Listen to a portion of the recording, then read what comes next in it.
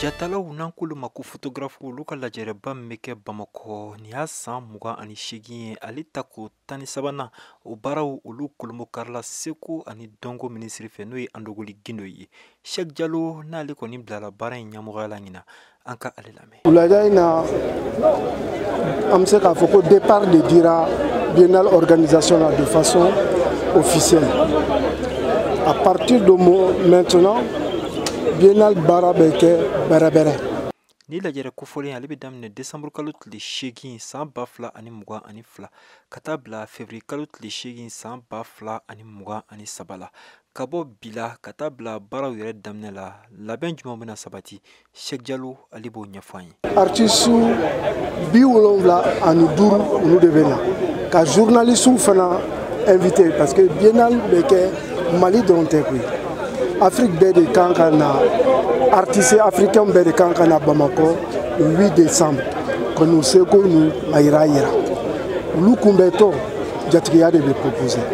o jatigiya dun yɔrɔw de bɛ labɛn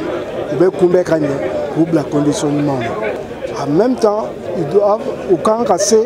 ka public rencontrer parce que était na droit qui ka œuvre lajɛ o bɛ na Bamako pourquoi Bamako parce que Bamako ye minanba de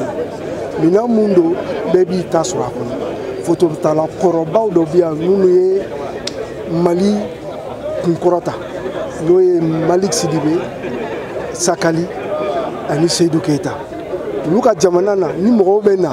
u bɛ na ni fɛɛrɛ de ye k'a yira k'u fana bɛ se dɔ la. Ni lajere kofɔlen ale tun kan ka kɛ salon nka sabu kɛ bana min n'a ye coronavirus ye ani jamana kɔnɔ fanga dafiri minnu kɛra o de y'a to a ma se ka kɛ o la sa Seydou Camara ale b'a yira k'a fɔ ni lajɛrɛ in ale kɛra sababu ye ka maa caman k'u lakodɔn diɲɛ ɲɛfɛ wa fɛn min don diɲɛ seleke naani jatalaw u tun sigilen don ka ni lajɛrɛ kofɔlen in k'ale kɔnɔ Seydou Camara.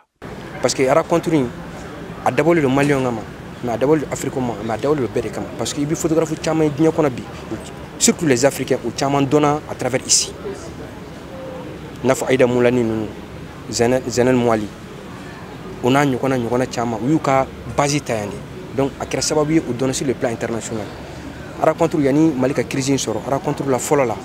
i b'a sɔrɔ tous les grands galeristes du monde ils se retrouvent au Mali ici mais avec la crise ko balila ka sumaya dɔɔni n'a fɔra ko lasegira tuguni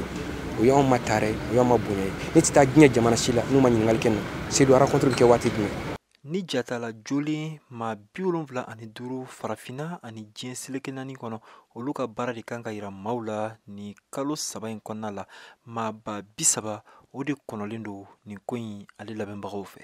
Mohamed Daɲoko VOA tɔgɔ la ka bɔ Bamako.